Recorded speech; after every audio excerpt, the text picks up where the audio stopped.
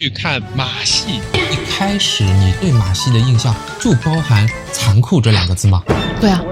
我是一个马戏迷啊。如果有这个印象，为什么我们还要带着老人、小孩、家人去看马戏呢？我觉得最好的支持马戏的方式就是用消费去支持那些演员。很多年前在上海看了一场马戏，叫做《时空之旅》，我们自己都掏腰包看了2遍。看马戏，很多人可能是觉得欢乐去看的，对我来说，《时空之旅》的体验就是一场流泪之旅。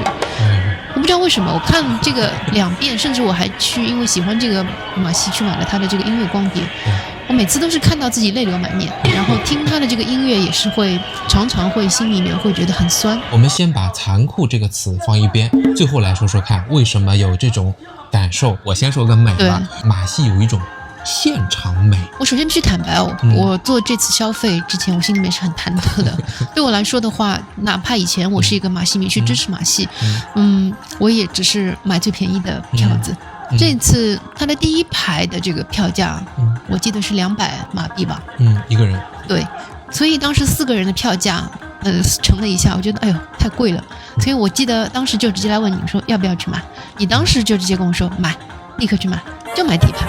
你当时是怎么想的呢？它是一个非常独特的艺术形式，它不像电影，你总感觉再大的屏幕都是隔着一层的，它就是临场，一切都有可能发生。虽然我们从来没有看过马戏的失误，但我觉得它是让人要屏住呼吸去欣赏他们的技巧，那种临场感很强的。所以我建议我们就干脆坐第一排。我不知道你有没有就体会到这种现场之美。一开始也是挺失望的，一看他是完全没有现场乐队，当时就有一点担心，这是一个非常粗鄙的这样一个马戏，尤其是你在看他那个场馆和上海的，在一个非常考究的一个专门的马戏为马戏而建的上海马戏城，一个永久建筑之中，对，跟他来对比真的是挺寒酸的。可是我的这个想法的改变是在当时灯光一下子暗下来，然后他的主持人那个专用名词叫 Ringmaster， 还没有说一句话，你记得吗？他就用了一个我们叫哨子的东西，然后用他的这个手势，用他的眼神，用他傲娇又逗趣的这个表情，然后就3下5除2，就把这个场子给热起来了。我有一样的感受，当他开始活跃的时候，好像你突然被穿梭到了一个时空，这个空间就叫做马戏，就融入进去了。你有没有注意到，他其实是问候了在座的每一个人，他是 ladies and gentlemen, boys and girls，对吗？事无巨细的，就是你每个人进入这个场子之后，你都被他热起来了。对，这也是被照顾到，所以你看我们要坐第一排。第一个节目那时候就开始了，我一下子就被震撼到了，你还记得吗？就是那个声光电一下子按下来之后，一群人出来，就是玩弄着这个 LED 光束。是的，你就发现他们好像变成了像一个能够掌控光、像主宰者的一个存在。你说没错，除了它有现场美，还可以感受到一种科技和艺术融合的美。对，尤其是技术，对吧？你觉得它不老掉牙那些激光的光束，当它手去触碰的时候，还会发出音乐，对就是声光电结合嘛。对，后面还有一个场景，我记得它还使用了那种全息投影，整个场子好像会看到真实的非洲大草原上的各种野兽出现奔跑，再配上音乐。对，所以就是第一个节目之后，就让我感觉这是一个应该是精心编排设计过的这个现代的一个马戏，不是我们的脑海当中那个陈旧的落后的这个马戏。然后第二个紧接上来的这种给你的这种美，就是这种所谓的叫身体之美。我记得接下来的一个节目就是一群非洲的应该是肤色比较深的这样一些演员，然后上台配着这个很有牙买加风情的音乐，就在那边舞蹈。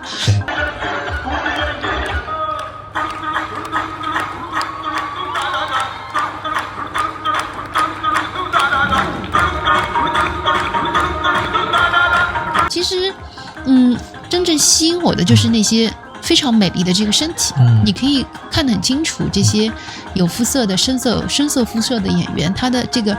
身体啊，肌肉块是流线型的，然后身体的比例是这种赏心悦目的，那在那个环境下，然后他做出的这个舞蹈，没有让你感受到这是一个经过很长时间去精心刻意编排的，比如说像芭蕾这样的一个高技术难度的，你只是感受到一种松弛。我觉得任何的舞蹈来说，达到松弛，像他们这样的一个松弛，你就感觉到是自然而然。这些人好像你就感觉他生来就会跳这样的舞蹈，这种松弛感，我是感觉真的是很美。即使我相信他们是在高度的紧张之中的，我发现所有的马戏对技巧这个事情都有极高的要求，同时那就意味着就有可能会出现各种失误，给他们自身给整个表演带来蛮大的伤害。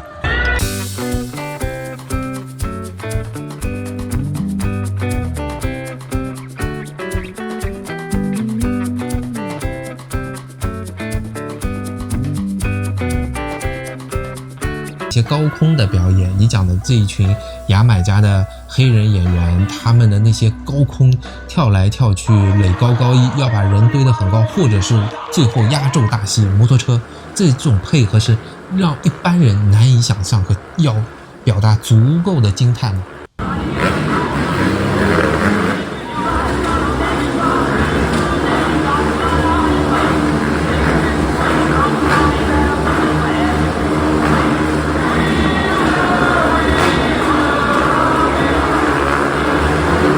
这些人他们那么松弛的这个表演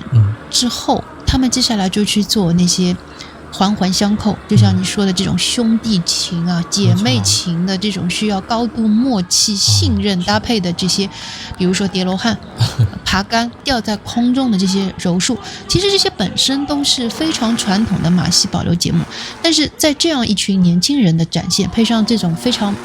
有趣的、非常摩登的音乐，还有声光电、服装上面，你感受到的就是一种摩登之美，然后对吧？超越身体之美的这种默契的这种人文关怀之美。好，你还提到他们有一种异域之美，这个怎么讲？就你在这个舞台上面，你看到的是无国界的一种默契吧？你从这些演员的长相上面，大致能够猜到他们好像是来自一些东欧啊、俄罗斯啊、非洲啊，对吗？那个长相上还有那个南美的这些国家。最有意思的是，在最后谢幕时候，他们就提到了自己整个马戏团是由俄罗斯和乌克兰，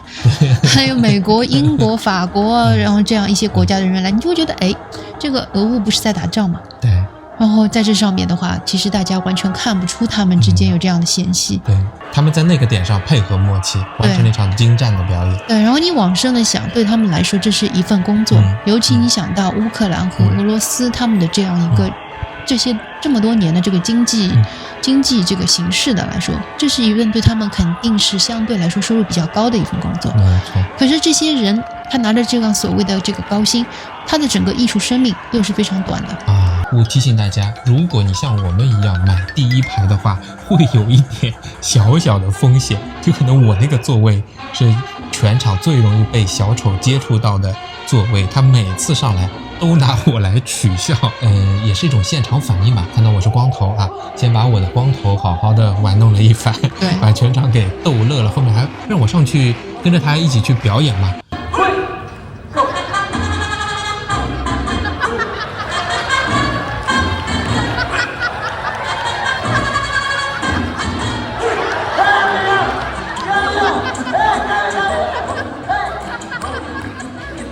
我觉得你这个挺厉害的，我就做不到这个样子。你不觉得会就是自己会接不了这个梗，然后会砸了人家的这个演出吗？当时有这种担心吗？还好前面那个大哥已经给大家逗乐了，我想我也得放开啊，不能这个大马的观众这么上台面哈，我们第二家园的就不行，我想我也得放开了表演。哎呦，真的我还是挺享受的，一点都不紧张，在台上。对，你在台上的那些表演，你儿子在旁边笑出了猪叫。对，而且他笑出了猪叫，我是笑的都流出了眼泪，就控制不住了。这个并不是伤心的眼泪啊，而是就是大笑到一定阶段，整个身体就不受控制了。所以我们赚到了。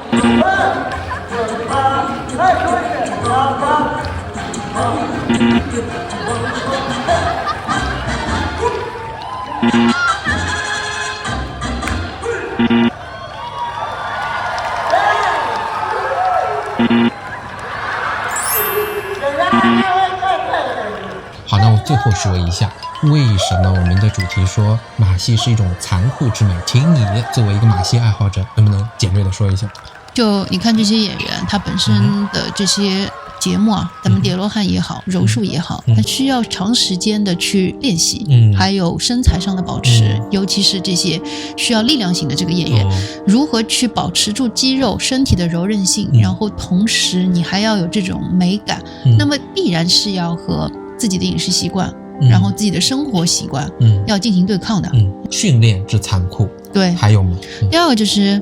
你永远不知道他们在这个表演的过程当中会有什么意外，甚至是在排练的过程当中，会不会就使他们的这个演艺生涯走向终结，对吗？就我所知啊，这些马戏演员他们的这个周期是很短的，可能就是我们所说的叫青春饭嘛。你到了这个中年，那肯定是不行的。